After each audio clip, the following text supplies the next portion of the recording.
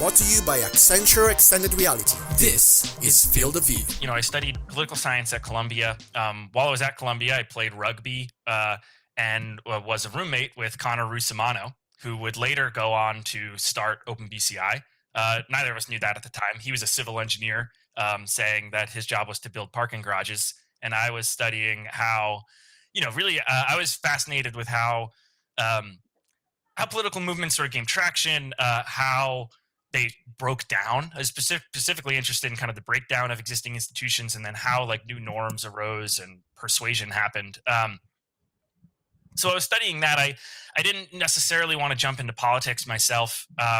When I was graduating, I had a couple different opportunities, one of which was to work at an advertising agency in New York called the Media Innovation Group. And, it was either that or become a third grade teacher or work at like a consulting company. And I picked the advertising because I found out, I really did have an interest in like the science of persuasion.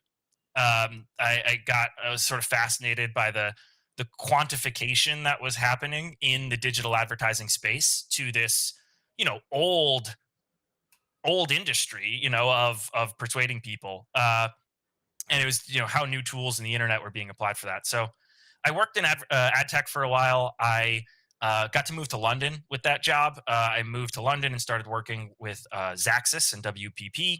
And then they sold off part of that business to AppNexus, which was later bought by AT&T. I had like 5 different jobs with only ever interviewing for one. I've been through multiple acquisitions, learned something from that. And then I moved back to the US in 2017. I did a short period of time where I was organizing concerts and like events around New York City. I thought that maybe the music industry or something in that space would be an interesting next step in the career. But it was, I found out that, really more interested in that as a hobby rather than a profession. I worked at Salesforce for a few more years. I learned a lot about running a team. I learned a lot about big organizations and how enterprise companies, quantify and value the technology that they buy and also the data they collect. But pretty soon I was reaching a point where I was still, I'm still pretty young. I didn't need to be, I wanted a bit more risk, and I wanted to try something completely new and outside of my comfort zone, more so than climb the ladder, at a world-class institution like Salesforce. And I kept talking to Connor, my friend Connor. We'd hang out, and I'd been helping them out with advertising for years for OpenBCI. I'd been doing their search and social advertising. And it really helped, that background, just learning the lingo and learning the vocabulary of the industry. And then 2 years ago, I started working full time there, taking over kind of their marketing capacities, but also business development, really everything related to like commercialization and kind of the communication that the company was putting out.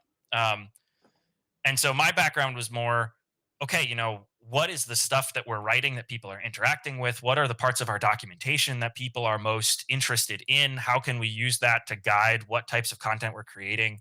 It's a really small team. Actually, we punch well above our weight as a company. I think people are always surprised when they're like, it's just like, wow.